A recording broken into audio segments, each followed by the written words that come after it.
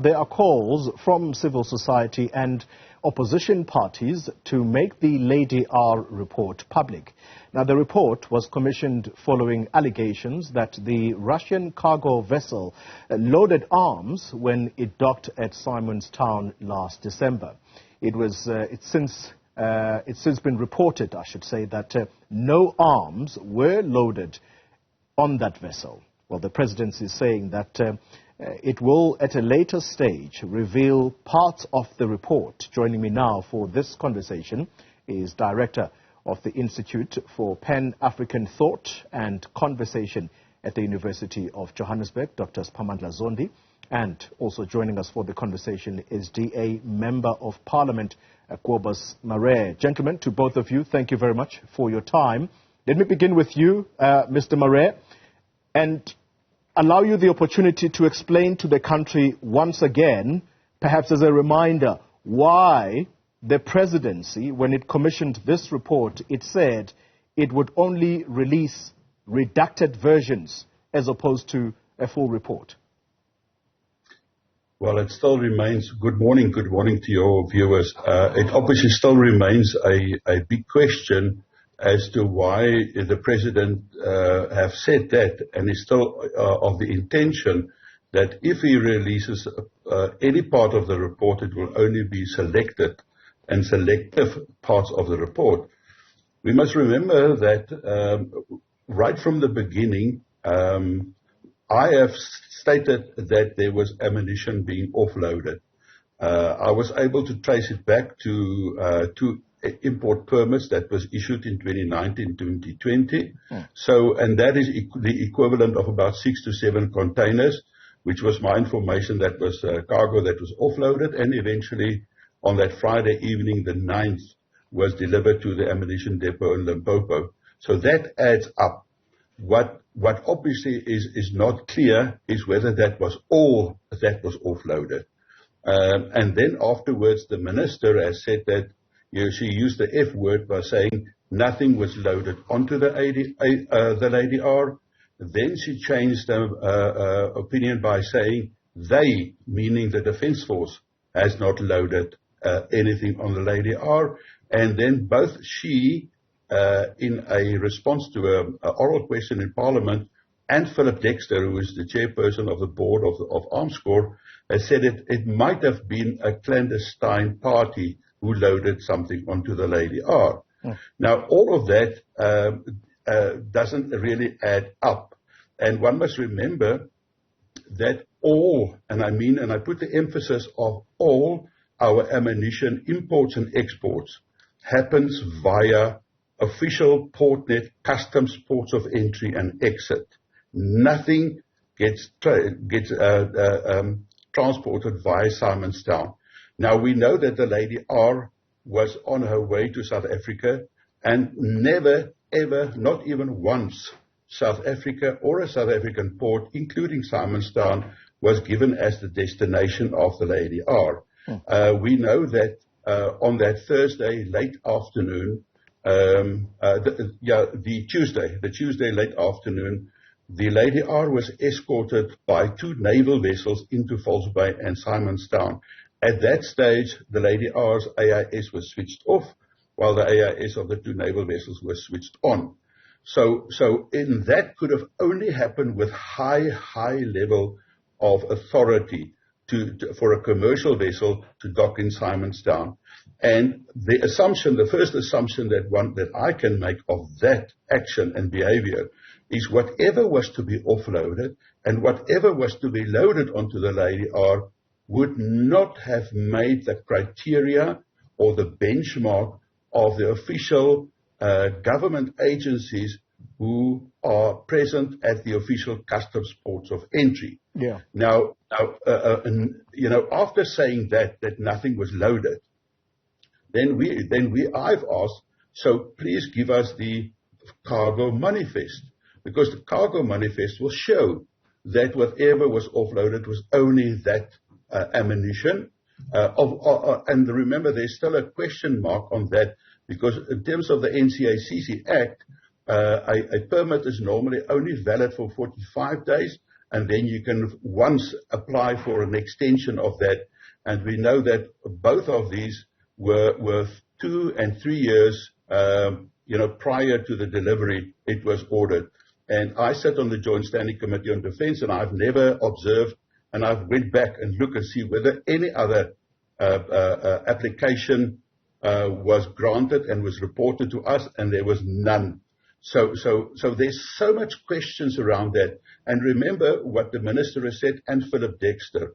And remember what I have said, that something was loaded onto the Lady R. And my information is it was not weapons per se, but it was ammunition or components of ammunition. Yeah.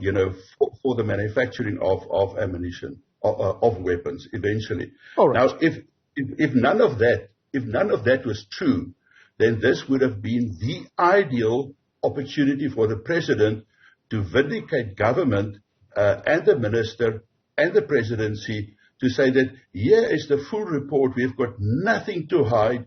We have loaded nothing, and whatever we have offloaded was regular, and there were permits involved.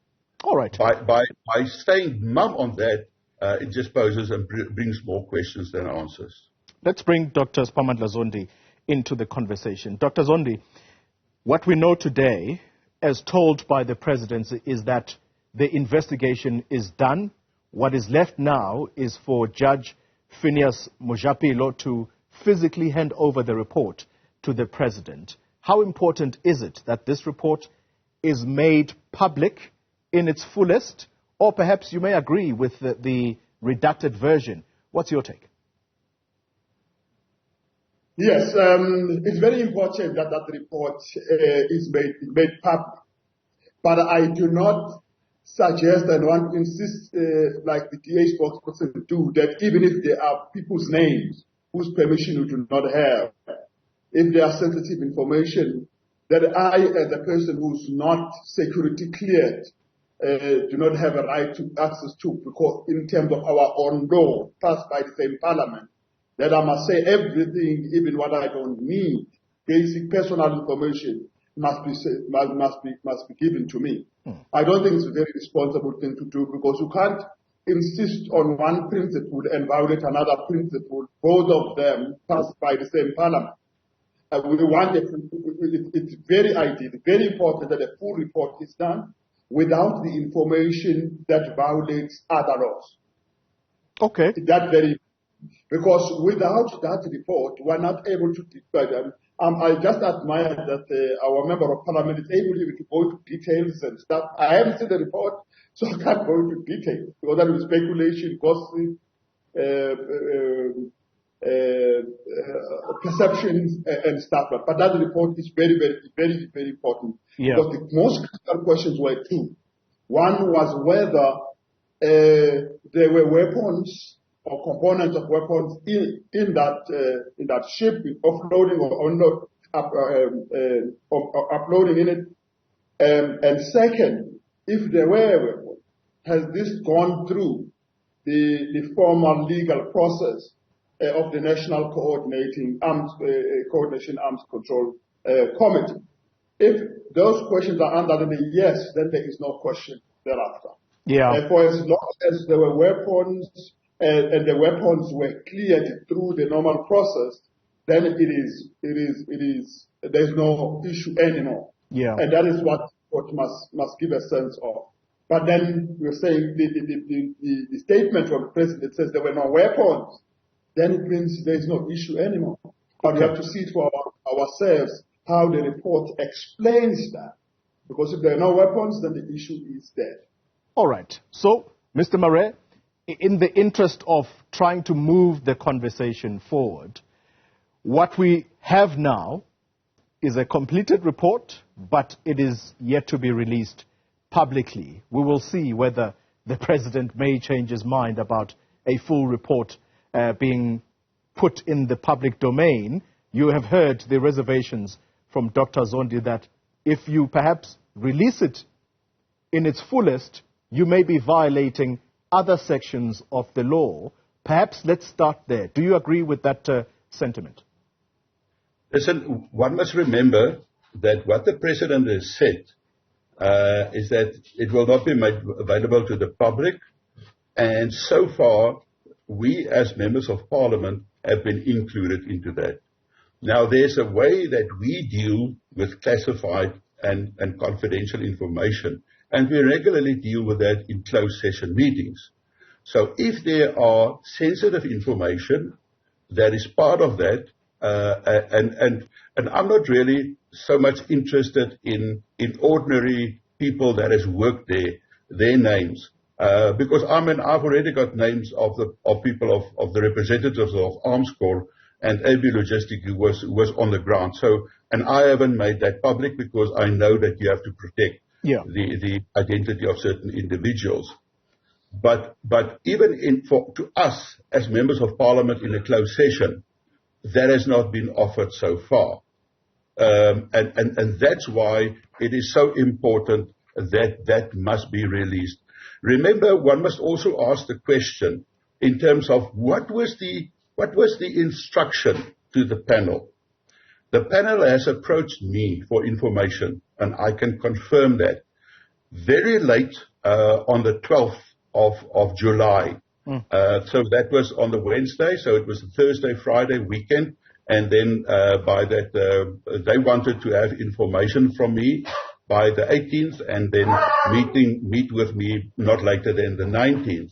So I have asked them, and remember, they've only asked me evidence or information surrounding only the docking of the vessel. Now, I've seen in the weekend's paper that the AIS that was switched off was not part of the instruction. Now, that has got a direct bearing on the docking of the Lady R. So that poses already a question to me. I have then asked the panel, what is your objectives? What do you want from me? And why do you want that from me? And I've also asked them, if I give you the information, will I have access to the draft, at least the portion that is referring to my information and testimony, that I can check that for correctness? They have refused both of that. And so, my question is then also, if they were not instructed to look at all the circumstances, what were they instructed to do? And that we have also asked them to give us the information and release that to us. So at this stage, we're not even sure what they have been instructed and mandated to investigate. And if we don't release at least enough information that we can determine whether it was loaded and offloaded, and whether it was the clandestine individuals, that means that the Chief of the Navy must be accountable, or the Chief of the SNDF, or the Minister, who is given those high-level authority, and we can't protect the Minister or the Chief of the SNDF or the Chief of the Navy. Ordinary individuals, no problem with that. We know what the laws prescribe.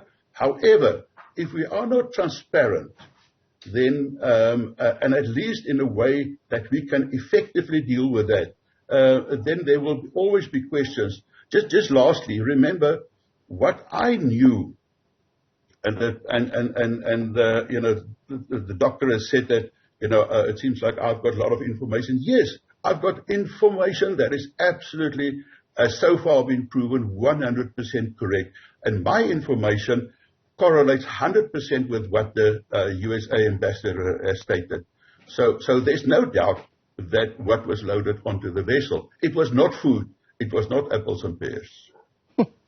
Casting doubt on the credibility of this report before it is even made public, we are going to conclude the conversation when we return shortly after this, because the other question we've got to ask is what happens to the person who made these allegations, because there was certainly a lot of financial calamity that came with that allegation. We continue shortly after this. If you're just joining us, you find us in the middle of a conversation about the report that was commissioned to investigate whether there were any weapons loaded onto the Lady R ship. This was a cargo vessel from Russia. Joining me for this conversation is Dr. Siphamandla Zondi. He's from the University of Johannesburg. Alongside him is Kobus Marais, a DA Member of Parliament. Dr. Zondi, let's come to you very briefly. So, Mr. Marais already casting doubt as to the credibility of the report, given what he has been asked by that panel that's investigating. So, in the interest, again, of trying to move this conversation forward, if the report comes back and says there were no weapons loaded onto the ship, is it going to be easy, therefore, for the South African public to believe that, if indeed the report is not made public in its fullest? I think the report is very important for it to go into public with the information that is possible to put into public, because I also do want to see in that report the submissions from the MP Marais, Kobus Marais, who says he has information and all of that. I want to see how they treated his information. I also want to see how they treated the information from the U.S. ambassador, because I really do hope, because he wanted to put his life on this thing, that he did surrender information, maybe direct from himself or from the CIA agents that are around Cape Town. But I don't want to see their name, because I want to remain knowing them as business people or whatever cover they use, not their spy names and stuff like that. I would like to see how all of that information is get. On my side, I'm very open-minded. I would be looking at this, but I accept that, for those who have to play, who are in the game of politics and all of that, it helps to be skeptical and keep this going, because it does offer you political currency and all that. That's very important for our politics, because we can't all just be taking things at face value. We have to be vigilant, because there's always a possibility of something nefarious being done, either by the state or by private sector arms suppliers, including a number of them, Germans, French, and others, who are operating in South Africa, who may want to use the cover of South Africa to put stuff out there.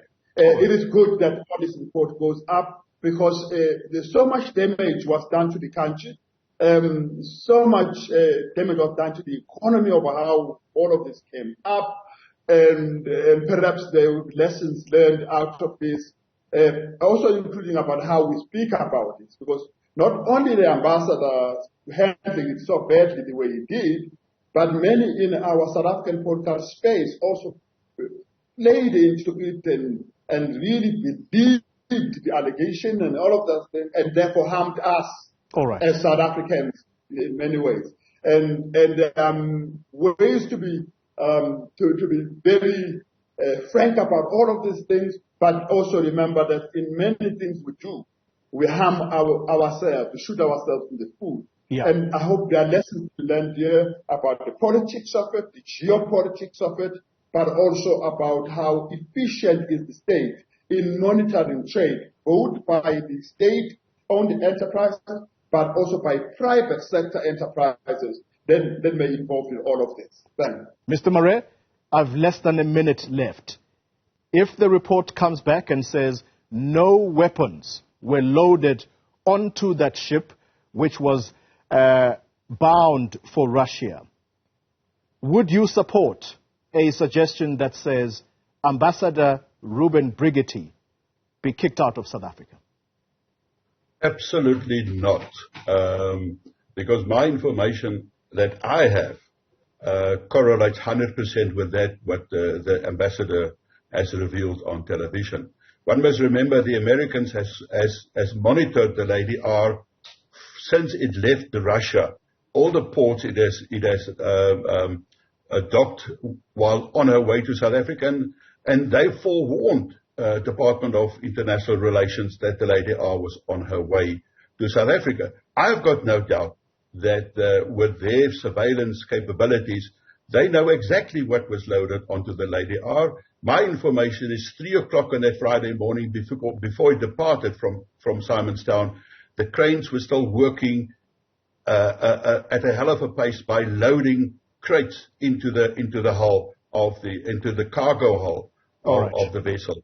So there's no doubt, and I don't think the Americans has to apologize whatsoever.